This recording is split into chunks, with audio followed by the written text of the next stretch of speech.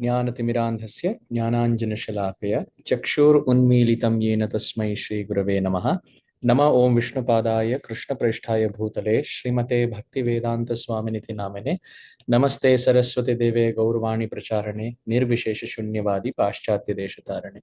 जय श्री कृष्ण चैतन्य प्रभु नित्यानंद श्री अद्वैत गदाधर श्रीवासादि गौर भक्तवृंद। हरे कृष्ण कृष्ण कृष्ण हरे हरे, हरे राम राम राम हरे हरे। वाञ्छा कल्पतरुभ्यश्च कृपा सिन्धुभ्य एव च पतितानां पावनेभ्यो वैष्णवेभ्यो नमो नमः।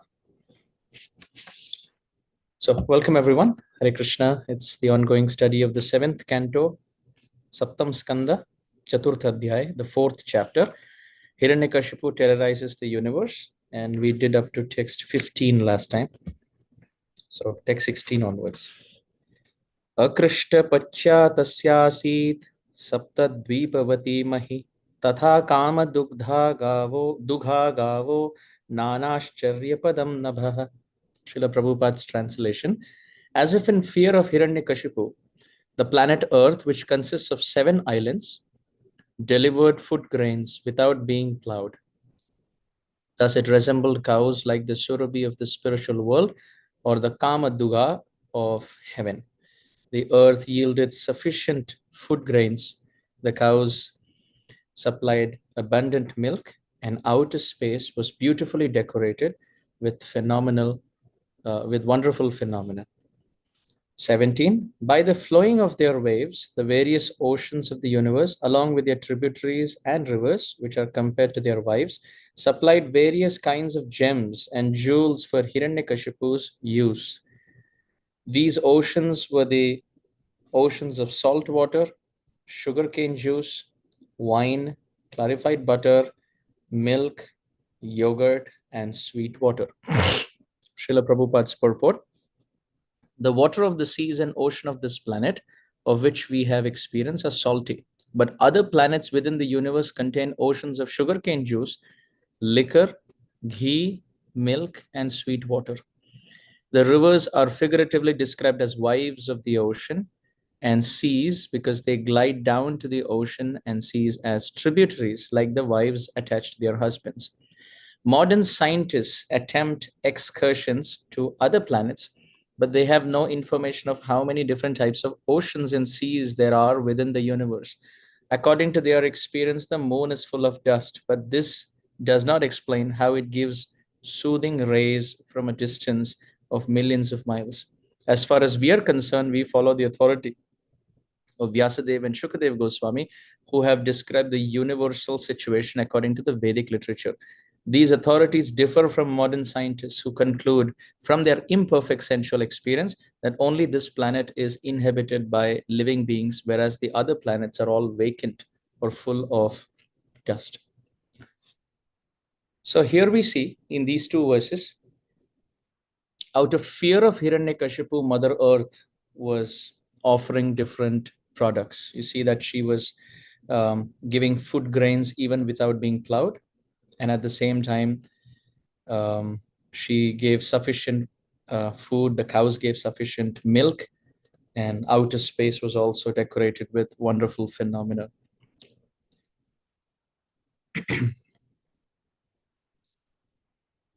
It is so wonderful that in our Vedic literature, poetry and metaphors are used quite often.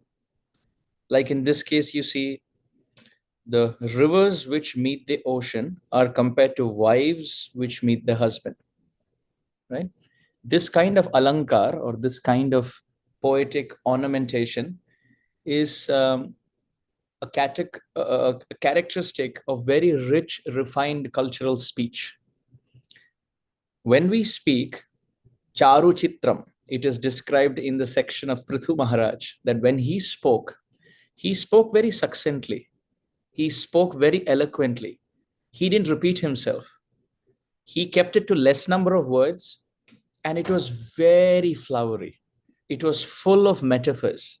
The words had very great gravity. Sometimes we see we have the tendency to go on and on and on speaking on a certain topic. If it is Krishna Katha, then it is okay. But material topics to go on beating around the bush and take one piece and keep speaking on for a long time, whether they're jokes of this world or whether it's sports of this world or whether it's politics and different parties, that is not the characteristic of a Vaishnav. Vaishnav answers as much as asked materially, and other times the tongue is decorated with chanting the holy name. Vacho Vegam Manasa Krodha Vegam. You see, Rupa Goswami in Upadeshamrit, he says that the words have to be very choice. We have to have the very intelligent choice of words. Vacho Vegam. Vegam means speed. So when the speed of the urge to speak comes up, we should hold it. Just like when a horse starts to gallop, we have to pull in the reins. So what kind of speech should we speak? In the Gita, Krishna says, Anudvega karam vakyam satyam priyam hitam chayat swadhyaya bhyasanam chaiva vangmaya tapa uchyate. 5 characteristics every tongue should have. Devotional tongue. 1, never speak to agitate others. Sometimes we say, but it is true. I'm not making up something. It is the truth. But if you think it is going to agitate somebody, don't speak it. That's first. Second, Satyam. We have to put it through the second filter. What I'm speaking, is it true? Is it something that am I repeating something that I've just heard? In Sanskrit, there is a very nice saying that, are you saying what the ears have seen? Or are you saying what the eyes have seen? Because the ears keep seeing throughout, of course, hearing what people think. And then they say, yeah, this happened and that happened. We don't know. Indra Prabhu would say, he said this and she said this and he said that she said this and she said that he said this. Human life is too short for all of this. Who knows whether it's all true or no? So Satyam. Second filter is to know whether what we are speaking, whether it's the truth. Third filter, Priyam. Are we speaking it in a nice way? And that is where Prithu Maharaj section comes in, where Prithu Maharaj used less number of words. You can see even in Shastra, Bhagwan Vyasadev, when he wrote the Vedanta Sutra, Brahma Sutra, 550 sutras, each sutra is only one line. Very succinct. Even the purports to those sutras need a purport for further elaboration. We go on explaining what we mean, what we say, and still there is miscommunication. That's the level of our communication intelligence. But Bhagwan Vyasadev spoke very eloquently. Less number of words and very deep in gravity, very deep in philosophical purport. And Priyam, very nice to hear. This is a characteristic of Krishna. Karna Nandisara Narma Ramya Vachana Kotindushitangaka. It is described that when Krishna spoke or when Krishna speaks, the words are like the trickling of the waves of the river. When you hear the trickling sound of a little river, tributary, those ripples on the surface, those mini waves on the surface, they're very nice to hear. So when Krishna speaks or Krishna plays the flute or Krishna sings, it is nectar to the ear. So it's Priyam.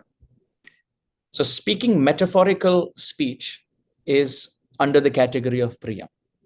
You will see Acharyas always speak like that. They speak with a lot of metaphorical explanation, a lot of figures of speech.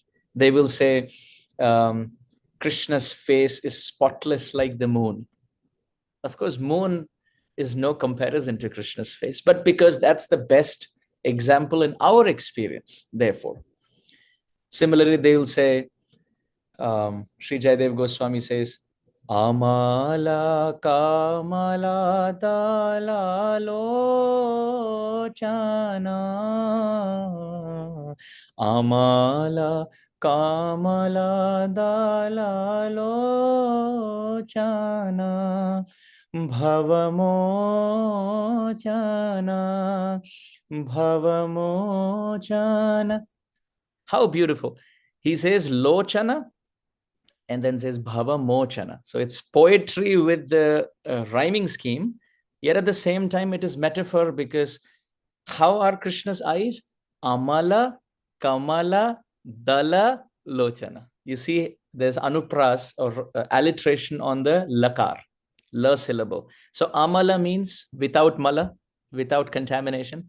Amala, Kamala, Kamala means lotus. So spotless lotus. Dala, Dala means petal. And Lochana means eyes. Krishna, whose eyes are like this, the petals of a spotless lotus. How amazing. Amala, Kamala, Dala, Lochana. Sometimes devotees in poetry, they use the word Vimala, Kamala, Amala, Mala. They are just playing with poetry. So this is under the category of Priyam. Anudvega, Karamvakyam, Satyam, Priyam.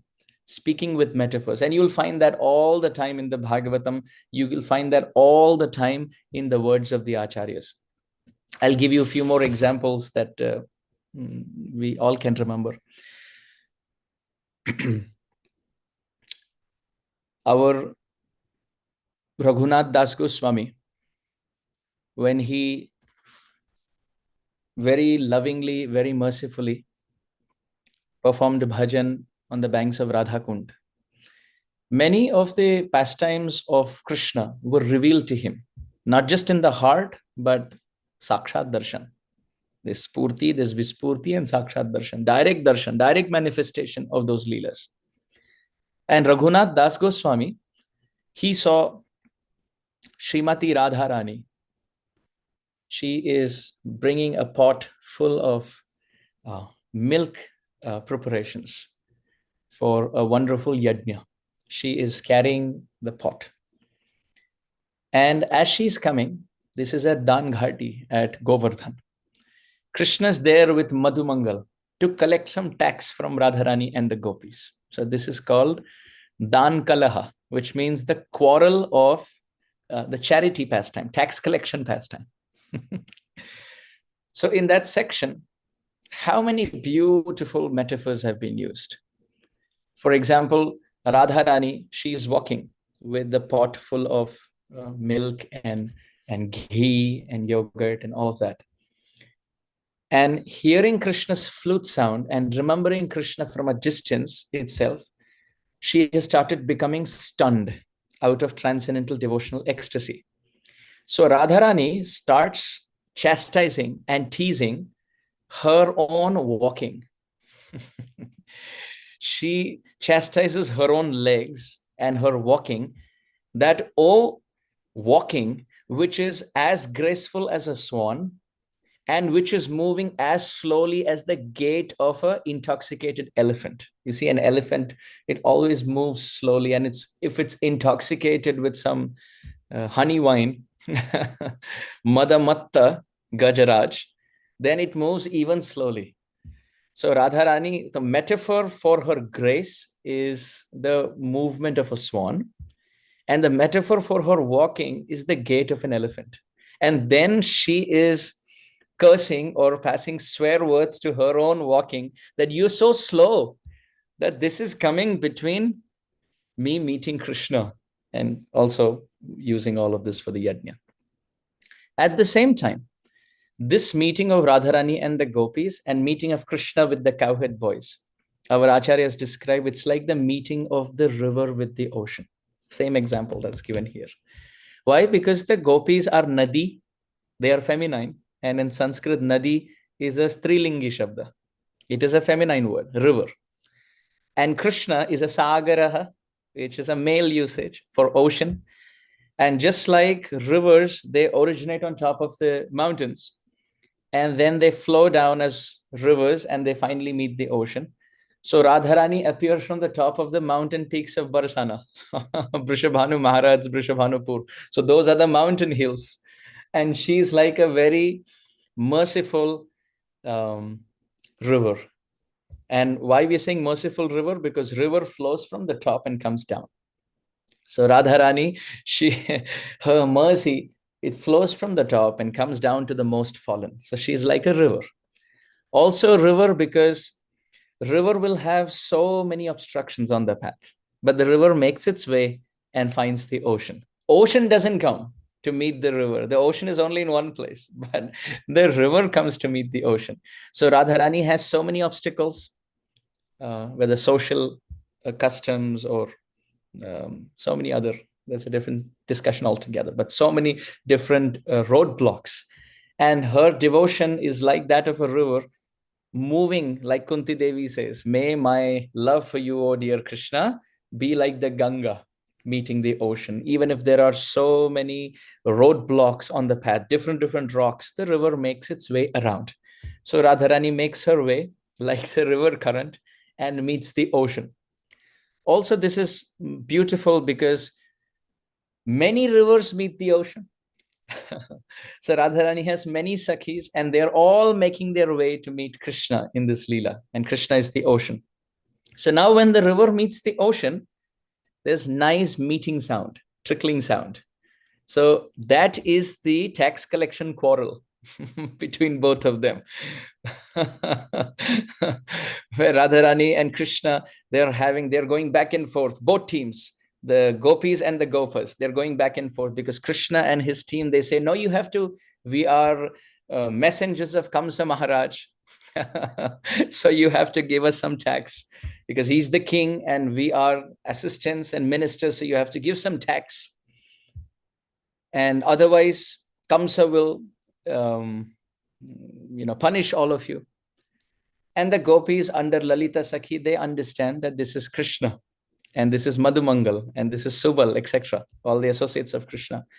So the gopis, they say, you get off the way. If you continue to trouble us, we will write a letter to Kamsa ourselves. Instead of you saying that Kamsa will send demons, we will write a letter to Kamsa and then Kamsa will take all of you to task. So to that, one of Krishna's friends, he says, Kamsa, oh, he's insignificant compared to Krishna. Why? Because Kamadev, Cupid, he is Lagu Kamadev. The Cupid of this world is a small Kamadev. And Krishna is the Brihat Kamadev. He's the bigger Kamadev. Krishna is the actual Cupid. So Krishna is the Brihat Kama, the actual Cupid who attracts millions of Cupids.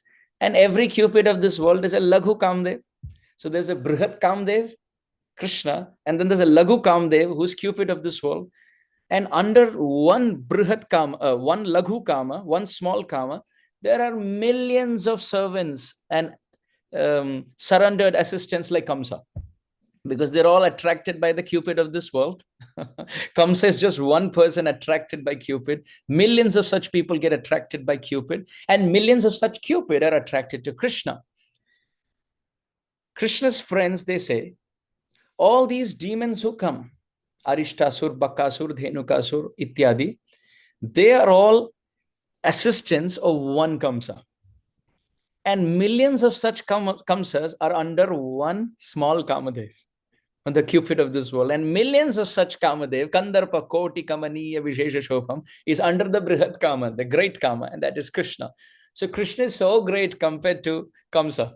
So if you write a letter to Kamsa, what is going to happen? So this back and forth quarrel between Krishna's camp and Radharani's camp, that is the trickling of the beautiful meeting of the river into the ocean.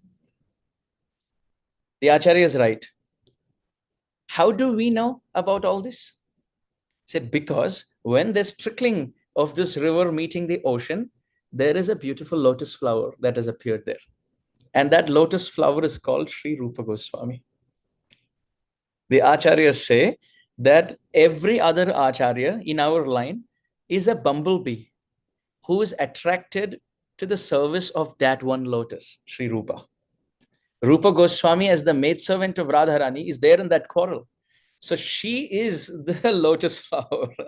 And every other Acharya in our line is like a honeybee attracted to the whirl of that lotus flower. So the bees are humming and chanting the holy name. You see, bees are always humming. So pure Vaishnavas are like bumblebees. Sri Govinda Padam Bojam Maduno Mahadadbhutam Yad Paino na Muhyanti Muhyanti Yad Apaina. Every Acharya in our line is like a bumblebee. And Rupa Goswami, or we can say Krishna's lotus feet ultimately, is lotus. And this is interesting. Kulshekhar Alvar writes that Krishna's lotus feet has this inconceivable potency. His feet are lotus. And if we become honeybees and we drink the honey, the service of his lotus feet, then something intoxication takes place. What happens? Yad payino na muhyanti. Oh, muhyanti yad apayina. It seems like opposites. You see, in this world, those who drink intoxication, they go crazy. And those who don't take intoxication, they are sane. But in Krishna Bhakti, exact opposite. Those who drink the nectar of Krishna's lotus feet and become intoxicated, they are the sane ones. And those who don't drink and get intoxicated, they are the crazy ones. So Sri Rupa Goswami is the lotus flower. And every Acharya in our life, Rupa Raghunatha Pade Jar As, Chaitanya Charitamrita Kahe Krishna Das.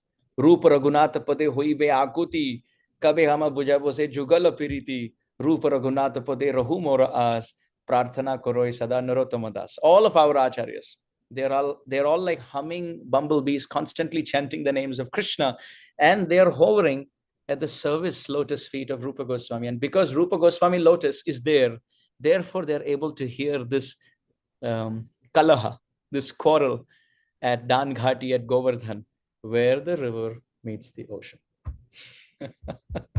How amazing. This is Chitrapadam.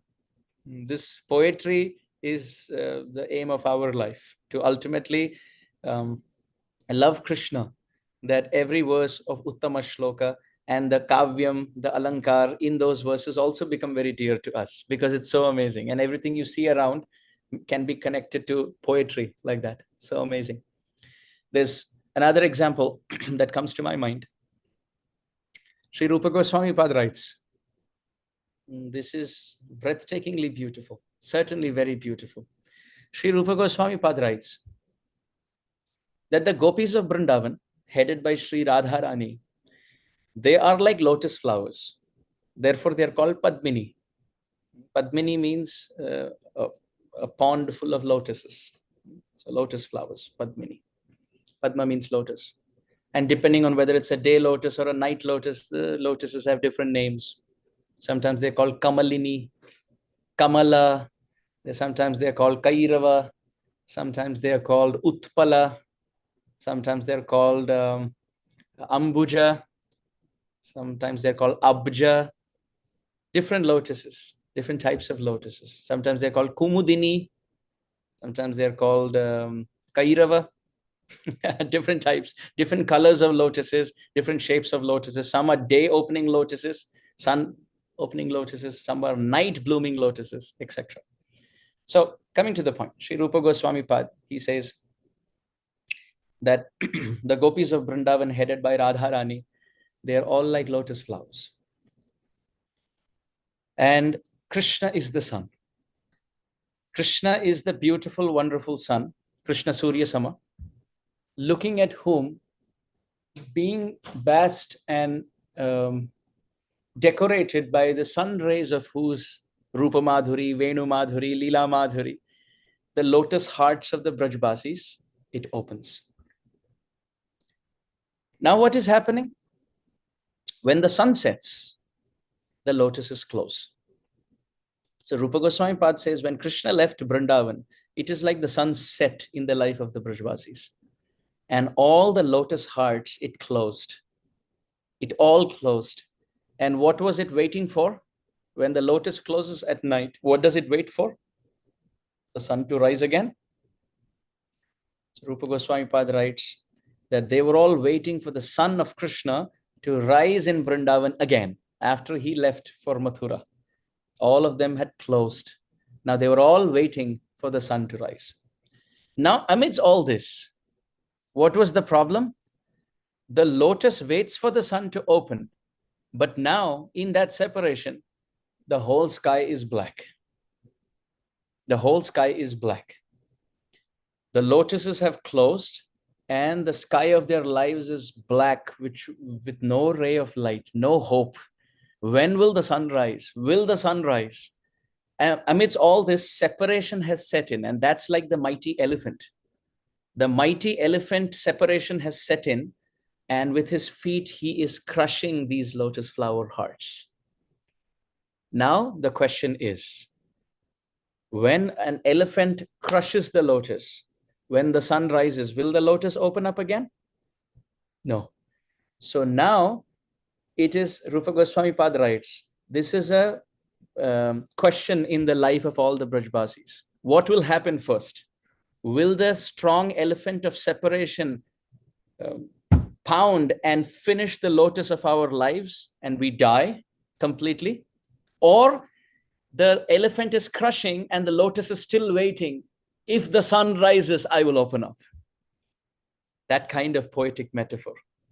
Should the lotus of the heart wait for the sun to rise, at the same time tolerate the hard hitting of the elephant called separation? Or will the separation be so intense and the sun won't rise that the lotus heart, the pran, will leave the body? That jivana sandhi, that junction, neither inside nor outside. What you find in the 7th canto, where Narasimha Dev sets in neither inside the house nor outside the house, that was the situation of the Brajbasis. They were neither able to live because of separation from Krishna, nor were they able to die because of memories of him. So that was like the mighty elephant, which was crushing the lotus of their hearts. And at the same time, those lotuses, without being crushed, were waiting and praying, can the sun come so that our lives can be saved? Rupa Goswami has written like this. How amazing. Poetry can be used either to bring a smile, or poetry can be used either to make us sad. So Kavya Shastra Vinodena Kalo Gachata Dhimata. In olden times, there was no TV and no internet and no Netflix and none of these things. So how would people spend time? They would spend time by writing poetry, reading others' poetry, and through this Bodhayanta Parasparam, remembering Krishna. So I was reminded of that in this section where it says about rivers are compared to wives, where they meet the ocean, who are like the husband. So Krishna says, Anudvega karam vakyam, speak in a way which is not agitating for others. Satyam, speak the truth. Third, priyam, speak in a palatable way, in a sweet way. And fourth, hitam, it should be for the other person's benefit. It should be for the other person's benefit.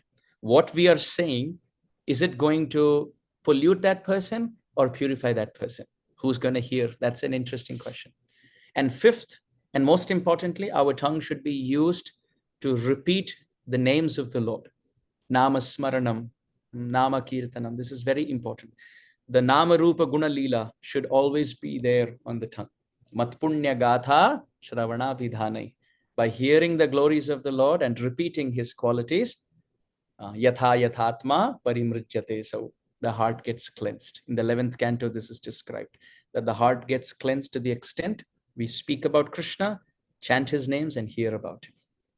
Let's hear the atrocities that Hiranyakashipu's fear or his prowess caused in the lives of others. Text 18, the valleys between the mountains became fields of pleasure for Hiranyakashipu, by whose influence all the trees and plants produced fruits and flowers profusely in all seasons. The qualities of pouring water, drying and burning, which are all qualities of the 3 departmental heads of the universe, Indra, Vayu, and Agni, were all directed by Hiranyakashipu alone, without assistance from the demigods. In spite of achieving the power to control in all directions, and in spite of enjoying all types of dear sense gratification as much as possible, Hiranyakashipu was dissatisfied. This is our message. This is our take-home message. Because instead of controlling his senses, he remained their servant. This verse is very beautiful. Sa itham nirjita kakub ekarat vishayan priyan yathopa josham vunjano natripyat ajitendriya. Na atripyat. He was not satisfied. Ajitendriya, because he has his senses uncontrolled. Jibhara lalasa iti uti dhoy Krishna Shishna Udara Parayana Krishna Nahi Pai. Srila Gaur Govinda Maharaj used to make this point very clear from Chaitanya Charitamrita, that Jibhara lalasa iti uti dhoy. If one has uncontrolled tongue with respect to eating. So first we spoke about speaking, now we're speaking about eating. We should be very careful what comes out of the mouth, which is speech. And we should also be very careful what goes into the mouth, which is food. Shastra says, Chaitanya Charitamrita says, Vishaira anna khaila malina hoy man, malina mana na hoile Krishnera smaran. That if you eat food which is not offered to Krishna, which is not, first of all, it has to be something that is allowed. And secondly, it has to be purified. And third, it has to be in the proper quantity. This is, first of all, it should be sanctioned. What we can have, what we should not have, sanctioned. And second, it should be sanctified. First should be sanctioned. What is allowed? We can't eat meat. We can't eat fish or eggs or onion, garlic, mushroom, etc. So what is sanctioned in Shastra? Second, it should be sanctified. Sanctified means offered to Krishna. And third, it should be regulated. You can remember SSR. What I'm eating, is it sanctified? First of all, sanctioned in Shastra. Secondly, is it sanctified? Is it sanctified means purified by giving it to Krishna. It should be sanctioned. शास्त्र सम्मत होनी चाहिए. दूसरी बात, पवित्र होना चाहिए. मानो ठाकुर जी का उच्चिष्ट अधरामृत प्रसाद होना चाहिए. और तीसरी, so sanctioned, sanctified and regulated. Third, नियमित मात्रा में. ऐसा नहीं कि यदि इसको पा सकते हैं और ठाकुर जी का प्रसाद है तो 2-3 प्लेट, ऐसे नहीं. सीमित, प्रॉपर, पर्याप्त मात्रा में. What in proper quantity. So sanctioned, sanctified and regulated. Even while offering to Krishna, sometimes we just take the bell and Namo Brahmane Devaya Go Brahmane Jagaditaya Krishna Govindaya Namo Namo. We go as a ritual. No, but this is great meditation. When we lovingly go to do grocery, pick fruits and vegetables, that is seva. We may go to different stores. We may go to, let's say, a certain store to get something. So it may seem to be a karmic activity. It may seem to be a thing of this world, but no, meditation. Meditation is very important. Yad karoshi yadashnasi. Whatever you do, tat kurushva madarpanam. Even if it's going into a store for grocery shopping, we should think, I am going to pick fruits and vegetables to offer it to my Thakurji. By feeding him and taking his remnants, my consciousness will get cleansed. And then when I do bhajan, my consciousness, my thoughts will be favorable. Ahara shuddhi sattva shuddhau sattva shuddhis dhruvasmatihi. Shastra describes, jaisa ann vaisa man. As we eat, we will think. Jaisi pani vaisi vani. What we eat decides who we are. Very, very important. So grocery shopping, first of all, the money that is made should be ethical, without cheating, without bribery, without any adultery. Second, the grocery shopping has to be done with affection as a service to Krishna. Then after that, when we wash and we peel, we cook, we wash again, all of this also has to be done out of affection, because Mother Yashoda does this, Radharani does this, Raghav Pandit does this, Dhanishta Sakhi does this. All of them, they cook for Krishna. So cooking is a great service for Thakurji. Very great service. One time when one husband and wife had some disagreement and they came to my Guru Maharaj. My Guru Maharaj said, in the house, who's the one cooking and feeding the deity? And the husband said, my wife does it. So then my Guru Maharaj smiled and said, then Thakurji is on her side. How can he go against somebody who is feeding him? So grocery shopping and cutting vegetables and cooking for Krishna is great bhajan, great service. Bhajan doesn't just mean sitting with a mala and moving one bead after another. No. Bhaj dhatu means sevayam, to be absorbed in service. So if there is somebody in the kitchen, whether at home or whether in the temple, and if they're hearing a class, lecture, chanting the holy name and doing this service for Krishna, oh, this is more glorious than somebody who's chanting mala, but mind is somewhere else. This is better because this person is doing seva. In the spiritual world, you cannot just say, मैं बैठ के माला झोली में हाथ डालकर मैं माला करने वाली हूँ. नहीं, then who's going to milk the cows in Goloka Vrindavan? Who's going to milk the cows? Who's going to clean the place? Who's going to cook for Krishna? Right? So it is out of affection. And then even after that, once we cook also, when we offer to Krishna, we are talking this against on the point of honoring prasadam. Even when we offer, we should pray. And we can pray in Hindi, Gujarati, Marathi, whichever is your local language, in your mother tongue. You don't need to know Sanskrit or Bengali.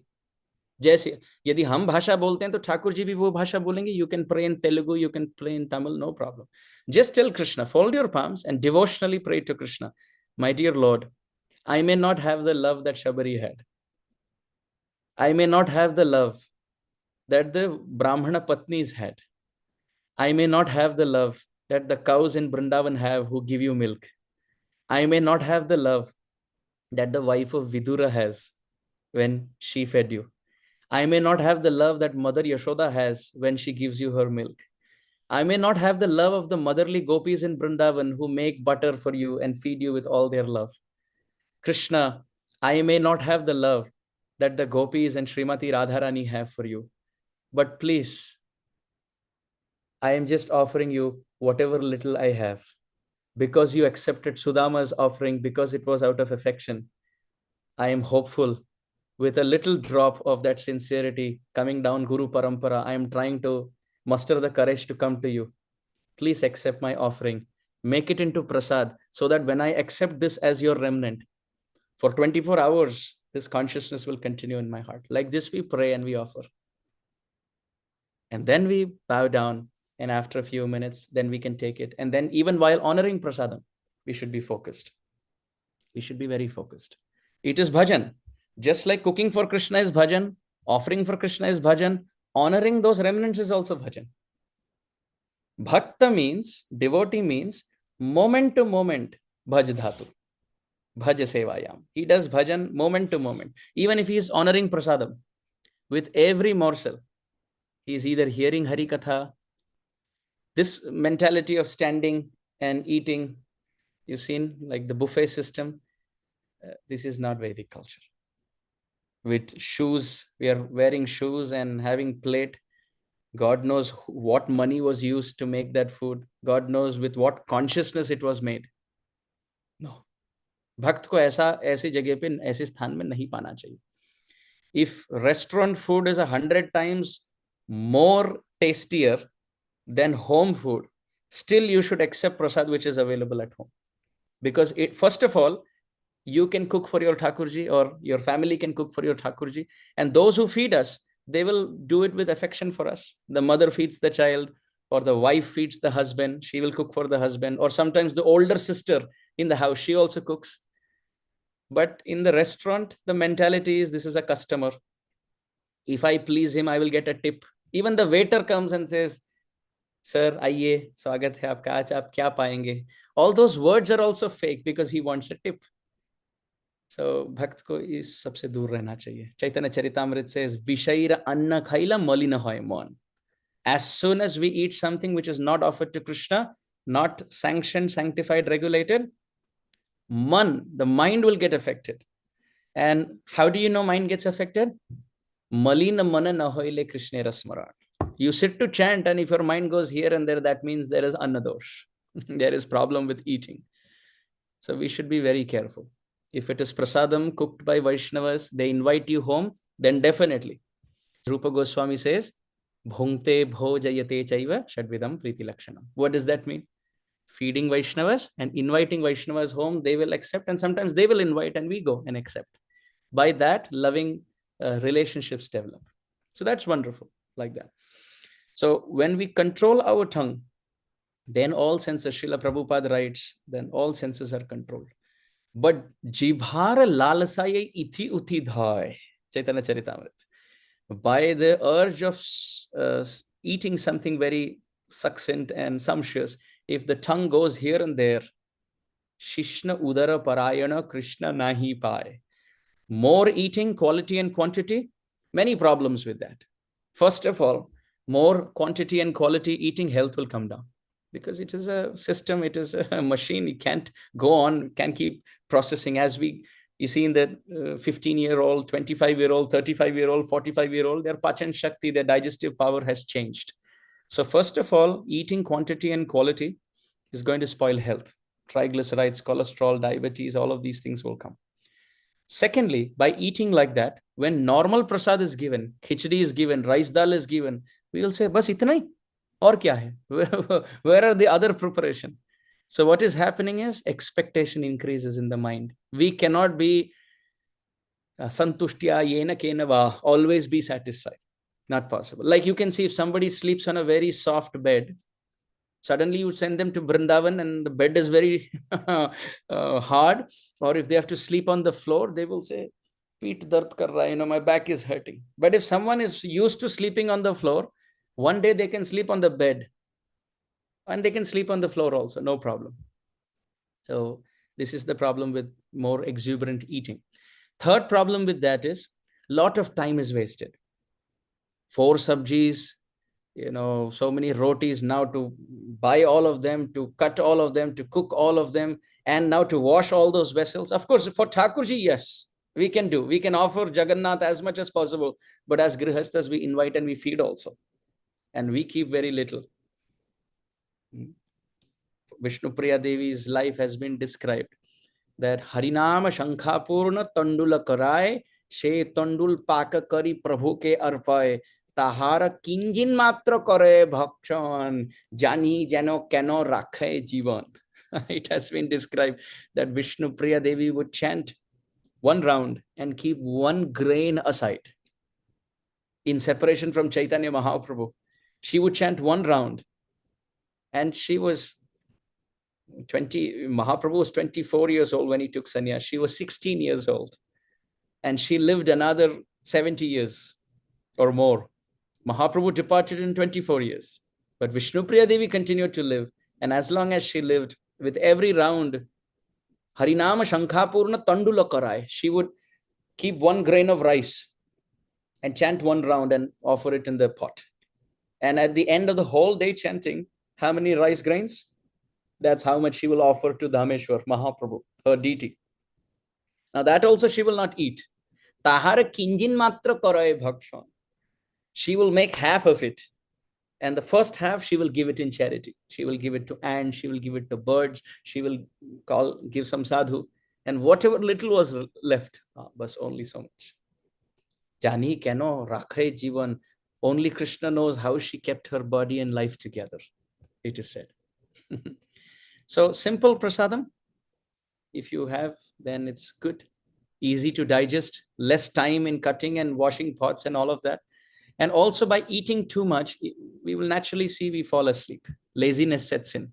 My Guru Maharaj would say that the car is fueled so that it runs. You go to a petrol pump, you fuel in so that the car moves. But imagine you buy a car who loves to sit at the petrol pump, the gas station, and you're filling in, वो फिर सो जाते हैं गाड़ी. गाड़ी petrol भरने के बाद the car doesn't start. What kind of car is that? It's not a good car. So we have to be filled in prasadam so that we move. Mileage should be good. Service to Krishna, chanting, reading, hearing should be more. But if after filling in petrol 3 times a day, prasadam, we are falling asleep in laziness, so then that is not first class. So this is very important. Vishaira anna khaila malina hoy man, malin mane na hoile Krishnera smaran, jibhara lalsa e iti uti dhoy, shishna udara parayana, Krishna nahi paye. Srila Prabhupada would even say that by eating too much, sexual desires will increase. The impulse, lusty impulses in the mind will increase. One's attraction for the opposite gender will increase. And naturally, more and more and more material desires will come. Therefore, you can see all sadhus, they would eat very simple. Very simple. Now, please don't unnaturally start starving. Some people hear one class and they say, abhi se keval pani mein rahenge, ya ek baar hum khichdi palenge. And then I get emails from the parents.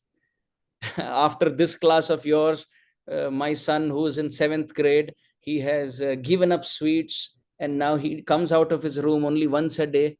So please don't land me in trouble by your drastic steps like this. Then I have to sit and explain, send the link of the class and say, I did not mean this. Please advise your son that I am telling him, please eat at least twice a day, etc. So anyway, please don't take drastic steps, but wherever you think the mind is saying, I want more and more and more, you can try to curb little by little. If the mind wants sweet after every meal, then you can just say, okay, I'll have sweet once a day. If the mind says, I want 6 rotis, then maybe you can stop after 4 rotis, like that. So that keeps us healthy also, and unnecessarily putting on weight, and then you have to go to the gym and walk more to lose that weight. भैया क्यों करना, समय कम है हमारे पास. We have very little time. So by controlling the tongue, Prabhupada would say, Sevon mukhehi jivhado swayameva spuratyata. Prabhupada would say, chant Hare Krishna and accept only Bhagavad Prasad. If we do that, like Hiranyakasipu in this verse 19, he was dissatisfied because instead of controlling his senses, he remained their servant. So if the mind is not under control, we spoke about this on Tuesday, and if our senses are not under control, then even if we win the whole world, still we'll be dissatisfied. His Grace Radhesham Prabhu in one class was giving a very nice example. He said that if the ceiling fan is moving very fast, and if you have to stop that fan, how do you stop? You can climb up on a stool and then try to hold the blades. Not possible, because if you try, it'll hurt us. What is the best way? You go and find the switch and switch it off. And slowly but surely, you'll see the fan comes to a standstill. So the switch here are our senses. And the ceiling fan here is the mind. The mind keeps raging. Some of the other thoughts are churned out. If you try to control the mind and say, Abhi say, I will think positive. Next moment, the mind will think something negative. If we say, from today, I will focus on the holy name, we will try, but still while chanting, the mind will go somewhere. So that's like forcibly trying to control the blades. But the best way to stop the moving fan, the blades of the fan, is to switch off the switch, which is easier. And that switch is sense control. If we can switch off the activities of our senses, unnecessary activities, then automatically you'll see the mind, the moving of the sharp blades of the mind will become slower and slower and slower. Mind will come under control. This is very important. And for all senses, just like, and this is a good food for thought for all of us, all senses are important. Just like when we put food in our mouth, will we want to put food which is decayed, which is stale, old, and spoiled? We will not. Then why are we putting that into our eyes, into our ears, in the form of seeing videos which are stale and which are bad and which are spoiled? And why are we hearing words in conversations, in gossip, which are stale, which are old, which are spoiled? What caution we have for putting in the mouth, same caution if we can have for eyes and ears, then our senses are protected. That much caution we must have. Raste ka koi uthakar to muh mein koi rakhega nahi. Nobody puts things from the floor. Then why are we putting garbage into our eyes and our ears? Same thing. Same thing. So we should be very careful. Srila Prabhupada would give the example of the tortoise. A Goswami is like a tortoise, which pulls out its limbs from the shell when needed and pulls its limbs within when not needed. So similarly, we should be like that, like a little turtle. We are able to open up our senses and serve Krishna. This is from the Bhagavad Gita. Serve Krishna. And when it is not Krishna conscious, we pull our senses in. And if we do this, then Yayatma Suprasidati. We will feel satisfied. 20th verse. Hiranyakasipu thus passed a long time, being very much proud of his opulences and transgressing the laws and regulations mentioned in the authoritative Shastras. He was therefore subjected to a curse by the 4 Kumaras, who were great Brahmanas. Everyone, including the rulers of the various planets, was extremely distressed because of the severe punishment inflicted upon them by Hiranyakasipu. Fearful and disturbed, unable to find any other solution, they at last surrendered to the Supreme Personality of Godhead, Vishnu. Look at this verse, 21. Anyatra alabdha sharanaha. Sharana means shelter. Anyatra means somewhere else. Alabdha means not attaining. Because of not attaining shelter anywhere else, Sharanam Yayur Achyutam. They took shelter of Achyuta. They took shelter of Achyuta, Krishna. Anyatra alabdha sharana sharanam yayur achyutam. This is our situation too. In life, we are like these personalities who are troubled by Hiranyakasipu. Hiranyakasipu is Maya and afflicting us, giving us punishment, so much dukkha. Dukkham, so much dukkham. We have so many problems. And it's almost like the demigods or the citizens were troubled by Hiranyakasipu. For lifetimes, we are troubled by Maya, material nature. And anyatra alabdha sharanaha. We are not able to attain any solution in this world. We are like Gajendra, caught in the muddy pool of this world, and we are begging shelter from all of our relatives who are other elephants who are also stuck. In Gajendra's story, Gajendra was stuck and relatives were all free. In our story, each one of us is a Gajendra with our own muddy pool. We have a little muddy pool and we have a little crocodile who's holding our feet and little by little dragging us into this muddy pool. Our 25th birthday, we are eaten up by the crocodile up to the knees. And 50th birthday, we are eaten up by the crocodile called death up to the waist. So we are little by little inside the mouth of the crocodile, the jaws of the crocodile. Then when we turn about 70 or 75, up to the shoulders, the crocodile has chewed us. Only the head is outside. That is our situation. So every birthday, as we are blowing the candle on the cake, it is one more bigger jaw bite that death crocodile has taken into the Gajendra of our personality. And please remember, anyatra alabdha sharana. We cannot attain shelter anywhere else except Bhagavan, except taking shelter of Krishna.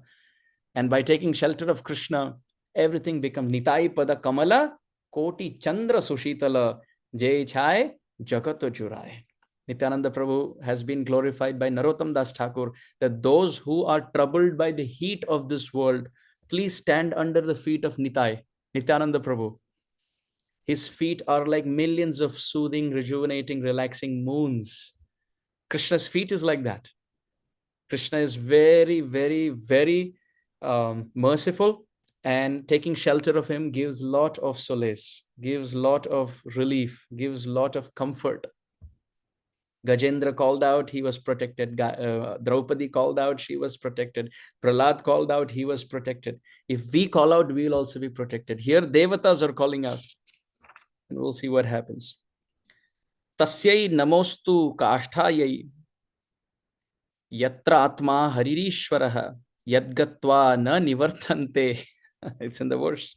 Shanta sannyasi nomala iti te sayatatmana atmana samahita dhiyomala upastastu rishikesham vinidra vayu bhojana. Let us offer our respectful obeisances unto that direction where the Supreme Personality of Godhead is situated.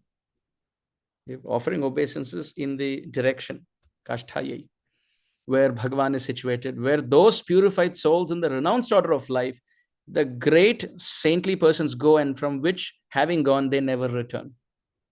This is from the Gita, Yadgatva na nivartante. It's right here. So, tasyai namostu kasthayai yatra atma hari ishvaraha. That direction where the Supreme Lord lives, Hari Ishvara. Yat gatva na nivartante. Having attained him, one doesn't fall back into this world. Shantaha, sannyasinaha, amalaha. Spotless, pure, amala sannyasis who are peaceful in this world, they take shelter of Bhagavan. Or let's say, after taking shelter of Bhagavan, they become completely peaceful. After attaining him, they don't fall back. Iti te samyata atmana samahita dhiyomala upatastu rishikesham vinidra vayu bhojana. Without sleep, fully controlling their minds and living on only their breath, the predominating deities of the various planets began worshipping Rishikesha with this meditation. All the devatas worship Krishna.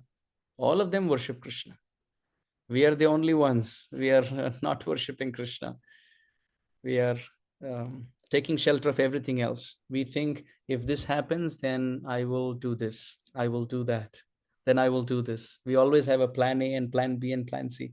But you see the devatas, their plan A, plan B, plan C is approaching Krishna, speaking your heart and praying and begging for protection. So therefore, whether we are singers or writers or speakers or students or businessmen or scientists, we all should be prayers first, offering prayers all the time. The reason why Bhagavatam has so many prayers, right from whether it's Uttara crying Pahi Pahi Mahayogin, or whether it is Kunti Devi crying Nama Pankaja Nabhaya, or whether it is Bhishma Devi Timati Rupa Kalpita Vitrishna, up to the 12th canto, there are so many prayers. So many prayers. Brahmaji is offering prayers. Uddhava is offering prayers. Muchukunda Maharaj is offering prayers. Prithu Maharaj is offering prayers. Manigriv Nalakuver are offering prayers. Chitraketu Maharaj is offering prayers. Prahlad and Dhruva are offering prayers. Everybody is prarthana. Vandanam is one of the limbs of bhakti. And Vandanam, as we previously also mentioned, should have 4 characteristics. First characteristic, it should always speak about the greatness of Bhagavan, how great he is. And you will see this theme in all the Prarthanavali. In the series of all prayers, you will see these 4 things. First, the greatness of the Lord, how great he is. Second, our fallen state, expressing our anarthas, expressing how we make mistakes, expressing our mistakes. Third, asking forgiveness for the things that we have done. First thing, how great you are. Second, how insignificant I am, that I am suffering in this world. Third, my dear Lord, for whatever I have spoken, whatever I have said, whatever I have done, please forgive me. And fourth, begging for service lifetime after lifetime. Oh Bhagwan, hey Krishna, may bhakti be in my heart. May the opportunity to serve you never be taken away. The worst punishment one can receive is not hell. But the worst punishment one can receive is lack of taste in bhakti. Lack of taste. You could be in a family of Vaishnavas. We could be, spouse could be devotee, parents could be devotee, children could be devotee. And that one person is surrounded by deities, surrounded by programs, surrounded by Shastra, but Durdaiva midrishamiha janina nuragaha. My dear Lord, everything is there, but taste is not there. That is the worst punishment possible. If somebody goes to hell and if they have taste for bhakti, they will continue to chant there also. No problem. Yatra yatra mama janma karma bhi. My dear Lord, wherever my birth may take me. Kita janma ho yatha tuva das, bahir mukha janma nahi, brahma janma nahi as. Bhaktivinoda Thakur says, I am ready to become an ant in the house of a devotee, taking remnants from his plate, hearing the holy name, than to become Brahmaji with no taste in bhakti, let's say. What's the use? So these are 4 things we should pray. We should always talk about Krishna's greatness, how great he is, how he created the world. And therefore, you'll see all prayers, they're very philosophical, because this is that element, glorifying his greatness, speaking about our insignificance, begging apology and forgiveness. We beg for mercy for all the mistakes we have done. Kshamasva Madhusudana.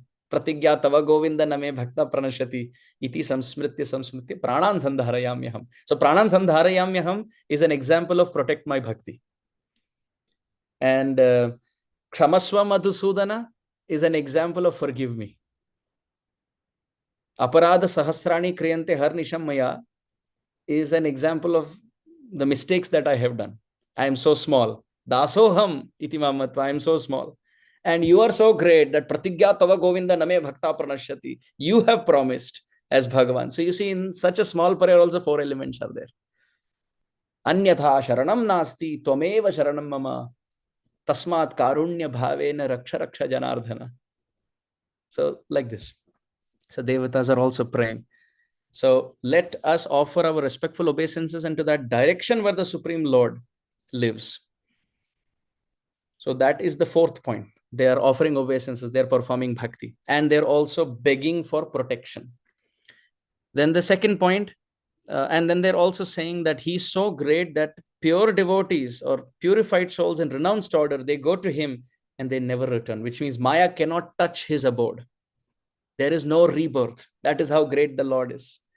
And then they also call upon his names, Hari, Ishvara, Atma, Rishikesha. You see, so many names have been called out, and that's all begging for protection. My dear Lord, you please protect me. Whenever you have words like Namaha, like Krishnaya Namaha or Vasudevaya Namaha or Keshavaya Namaha, that means obeisances. Nama means namaskar. I am bowing down to you. But when only names are there, Keshava, Madhava, Govinda, without the Namaha, that doesn't even, the devotee is not even taking time to offer obeisances. He is begging for protection. Namaha is I bow down to you. So that is wonderful. He's having more time. But sometimes the Vaishnava has no time. He can't even offer obeisances. He just calls. So no Chaturthi Vibhakti is thought of. Keshav becomes Keshavaya, Vasudev becomes Vasudevaya. Koi nahi, koi klim, koi om, koi nama, nothing. No bij mantras are used. Only the names are called. Therefore, this Sambodhan is even higher than Namaha.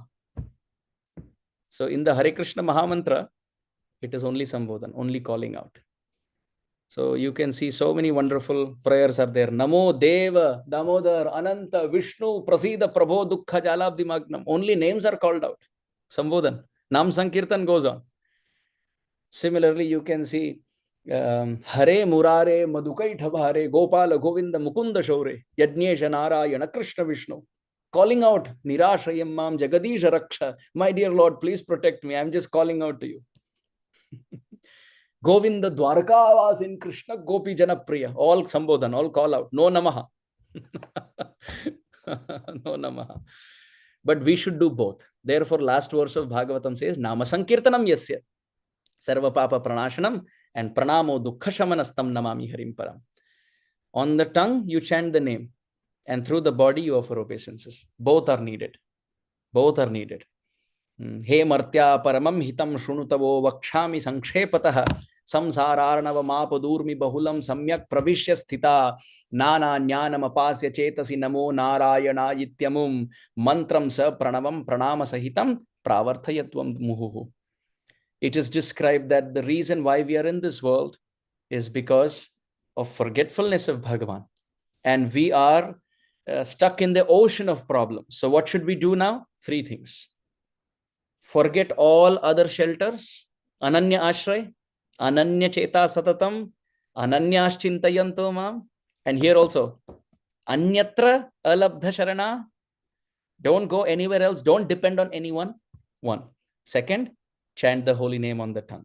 Third, offer obeisances to Bhagavan. Bhagavatam last verse says the same thing. Nam and Pranam. These 2 things should be there. On the tongue, we should chant. With the body, we offer obeisances. So with this, we will pause here. Grantaraj Srimad Bhagavatam ki jai, Srila Gurudev ki jai, Srila Prabhupada ki jai, Shachinandan Gaur Hari ki jai, Shri Shri Radha Sham Sundar ki jai, Shri Vrindavan Dham ki jai, Jai Jai Sri Radhe Sham, Ananta Koti Gaur Bhakta Brinda ki jai. Hare Krishna. Thank you.